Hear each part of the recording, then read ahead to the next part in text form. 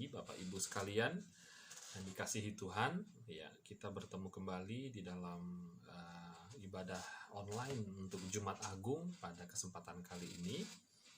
Dan saya akan membacakan firman Tuhan sebagai bahan khotbah untuk Jumat Agung pada hari ini.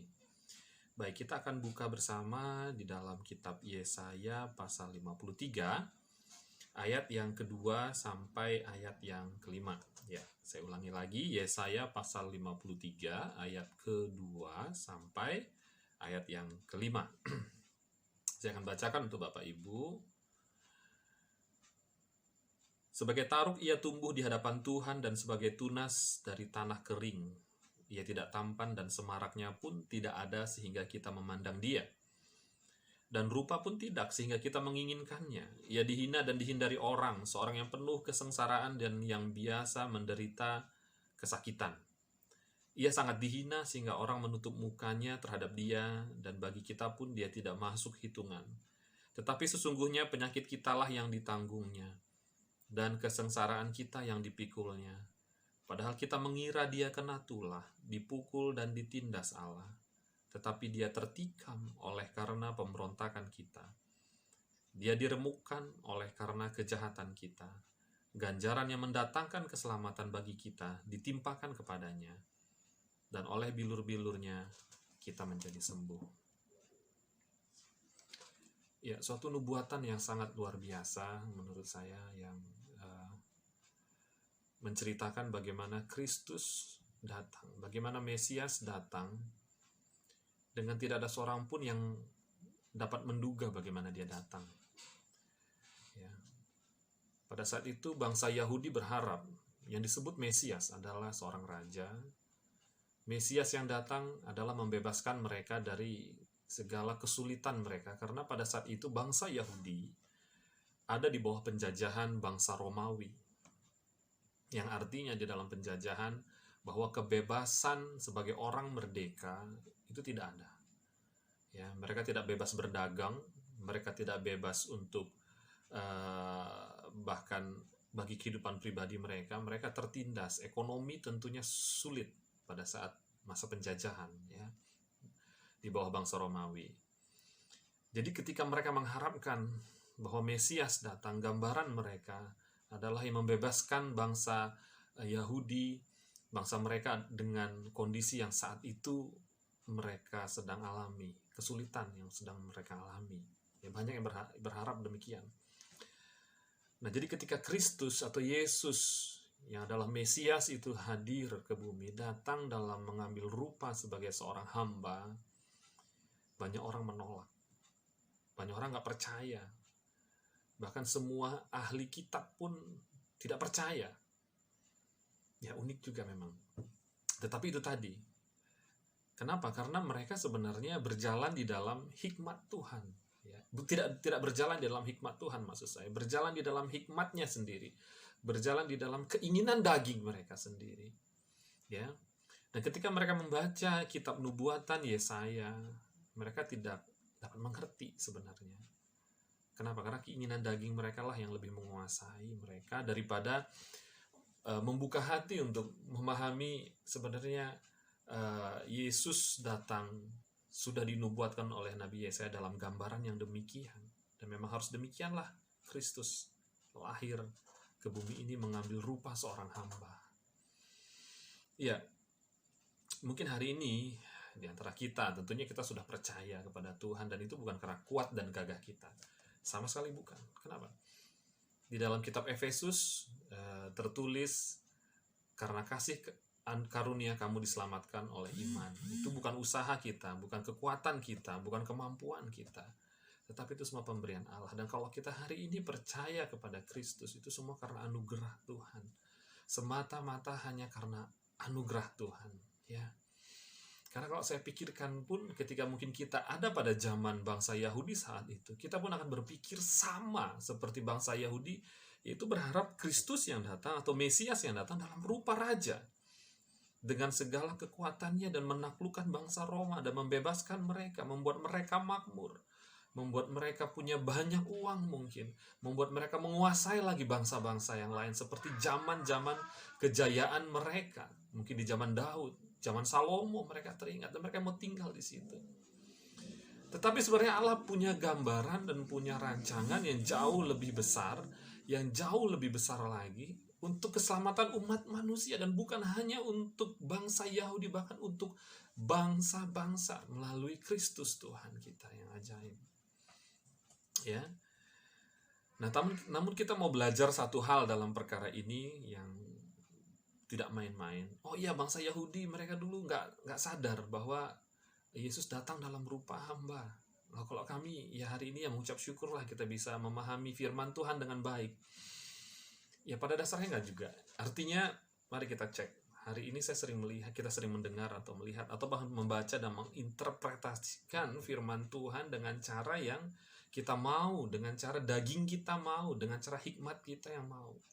Bukan dengan apa yang tertulis di dalam Alkitab. Sebagai contoh, firman Tuhan dalam ayat yang kelima tertulis bahwa oleh bilur-bilurnya kita menjadi sembuh.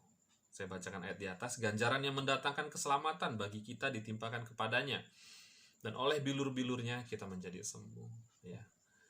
Ayat ini sering kita gunakan untuk apa? Kesembuhan tubuh kita. Mungkin kita punya sebuah penyakit, katakan sudah menahun, dan kita pegang ayat ini untuk berkata bilur-bilurnya, oleh bilur-bilur Yesus saya sembuh. Ada yang salah? Ya, enggak salah juga memegang sebuah firman dan percaya bahwa Yesus sanggup menyembuhkan. Karena memang kita perlu itu. Ya. Tetapi menjadi salah kalau kita nggak mau belajar lagi lebih dalam dan melihat konteks pada ayat Yesaya ini berkata, oleh bilur-bilurnya kita menjadi sembuh. Sebenarnya apa yang sedang Tuhan sembuhkan yang lebih kronis, yang lebih parah, yang lebih kita butuhkan kesembuhan? Apakah hanya kesembuhan secara fisik kita?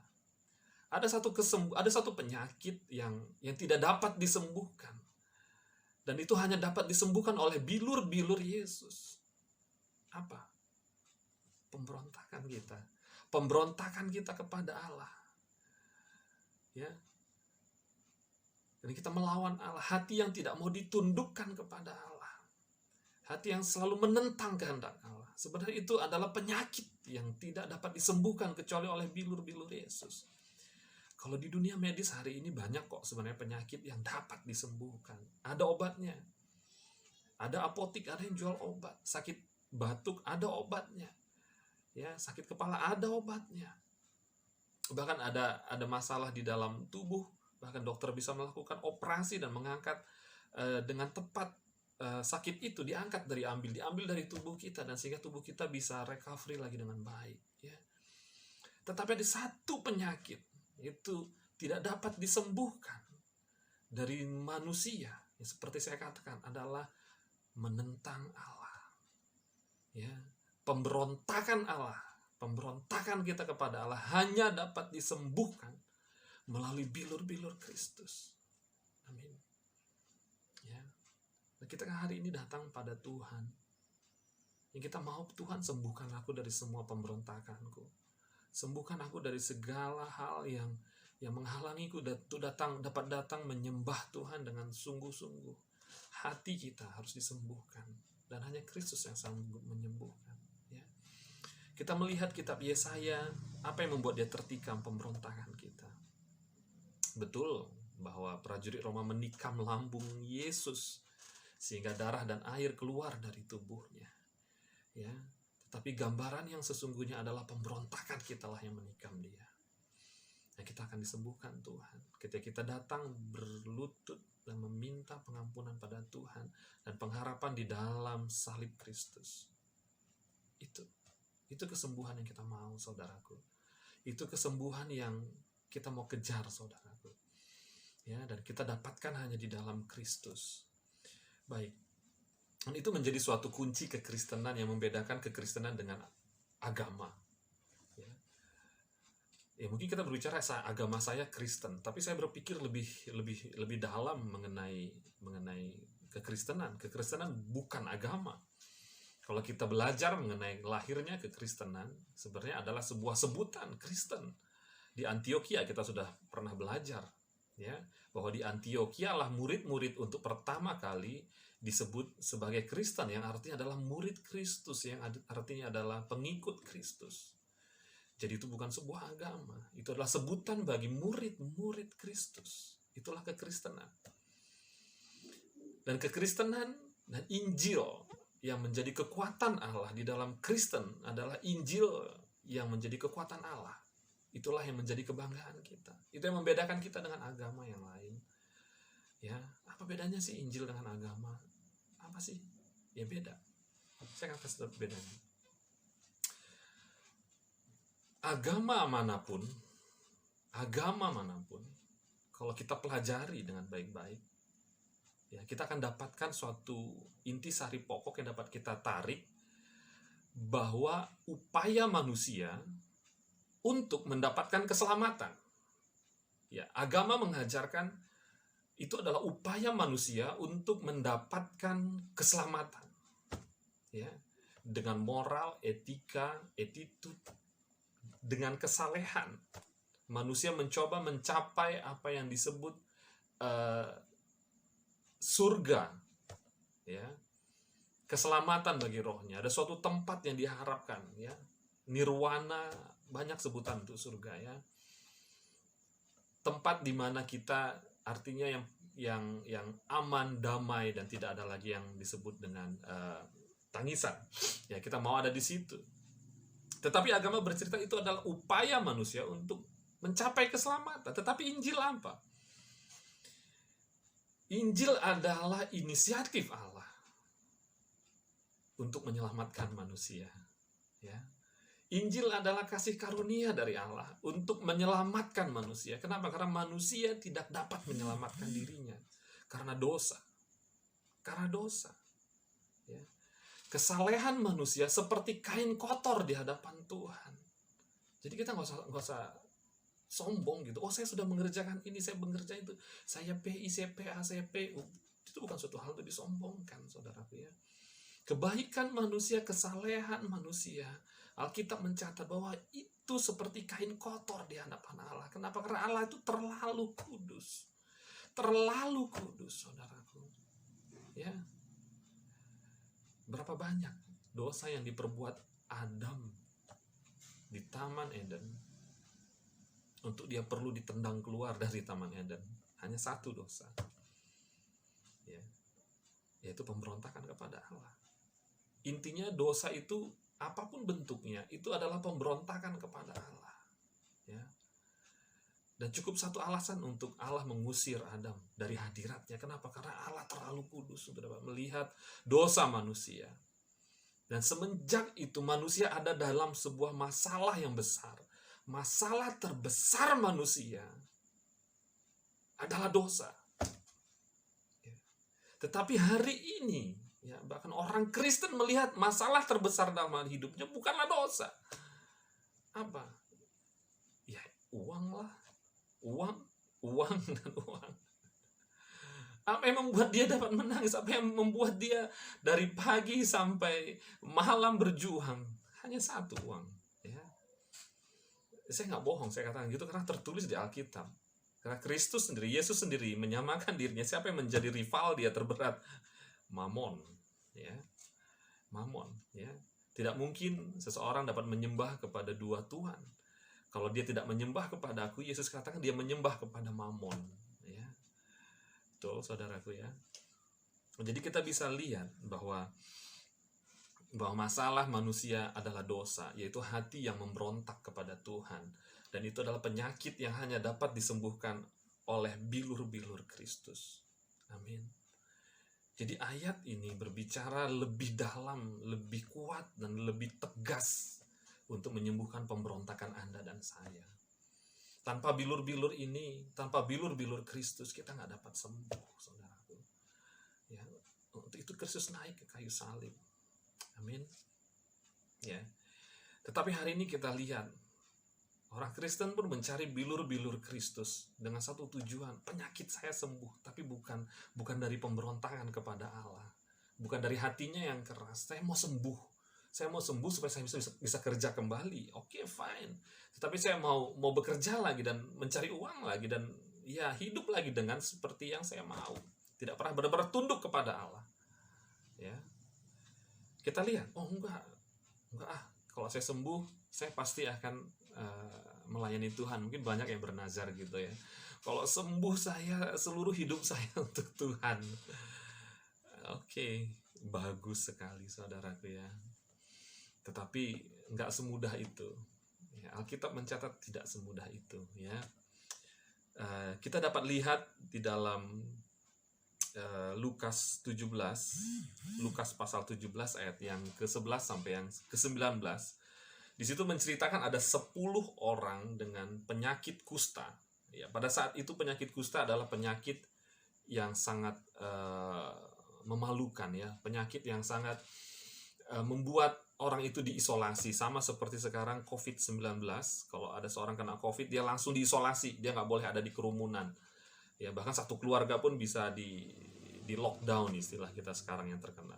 Dan pada masa itu, setiap orang yang kena penyakit kusta, dia pasti dijauhi, dia harus keluar dari kemah bangsa Israel. Bayangkan mereka terkucil, mereka dijauhi dan dianggap najis.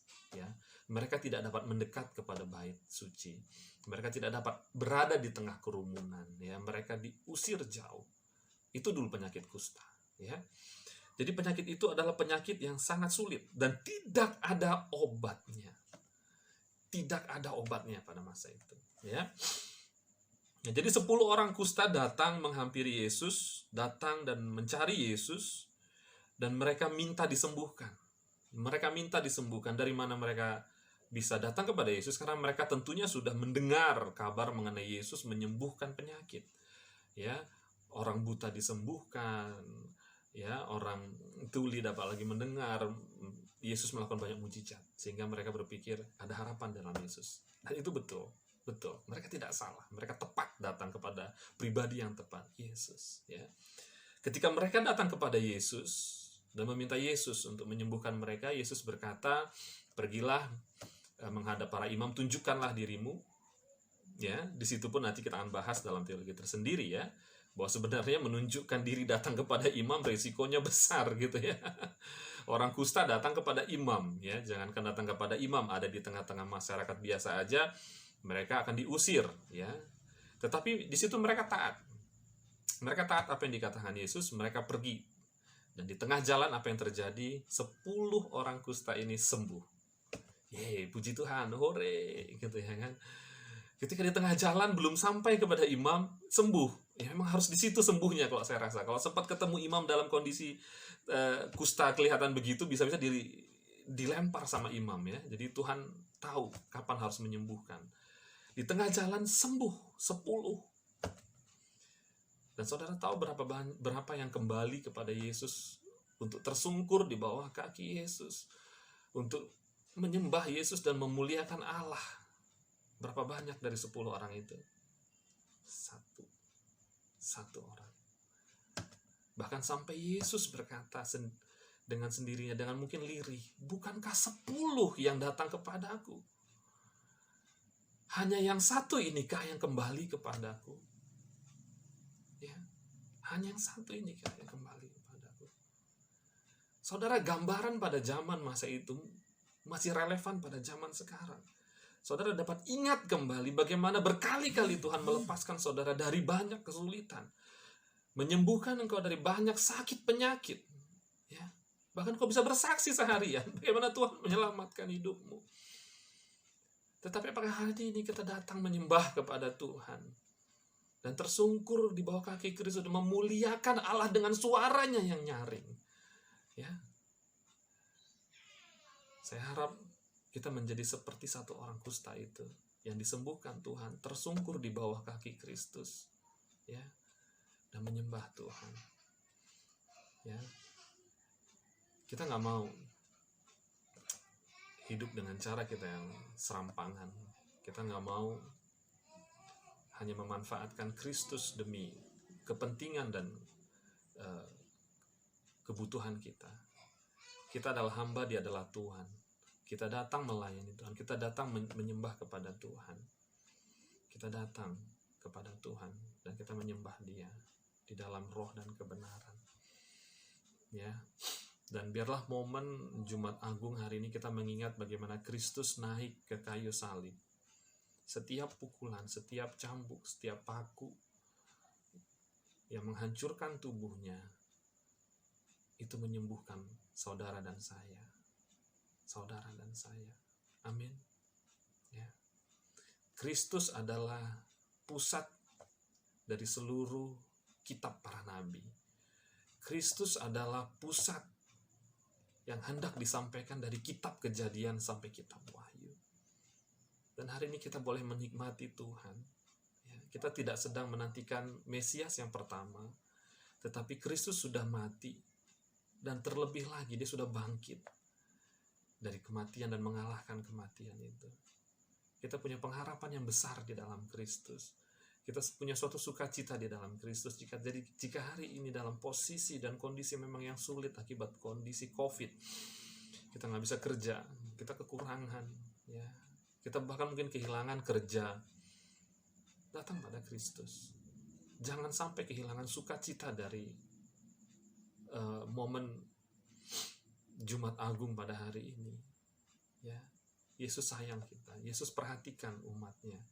Yesus akan jagai, karena kenapa? Dia kata Dia ada gembala yang baik. Dia akan biarkan engkau. Dia akan tinggalkan engkau. Amin. Ya, kita tetap bersukacita dan percaya di dalam Kristus ada pengharapan. Dan selalu ada pengharapan. Dan selalu ada alasan untuk tetap berharap di dalam Yesus Tuhan. Dan kiranya sukacita kita yang terutama kita letakkan pada salib Kristus. Bahwa Dia sudah mati bagi saya, bahwa Dia sudah bangkit bagi saya, dan kelak saya akan ada bersama-sama dengan Dia. Amin, Bapak Ibu. Ya, mari kita tetap dukung doa dalam kondisi yang begini, dalam kondisi yang sulit. Ya, COVID-19, kita bersama-sama bersatu hati berdoa agar tiap-tiap orang percaya semakin kuat datang kepada Tuhan dan tetap mengerjakan keselamatan kita, memberitakan Injil, sampai kemuliaan Tuhan dinyatakan atas Indonesia dan seluruh bangsa datang menyembah kepada Tuhan.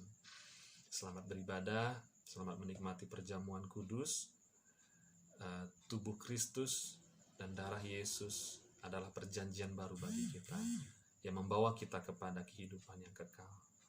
Ya, demikian khotbah dari saya. Biarlah kiranya tubuh, roh, dan jiwa kita terpelihara sempurna di dalam kasih karunia Tuhan. Tuhan Yesus memberkati. Shalom.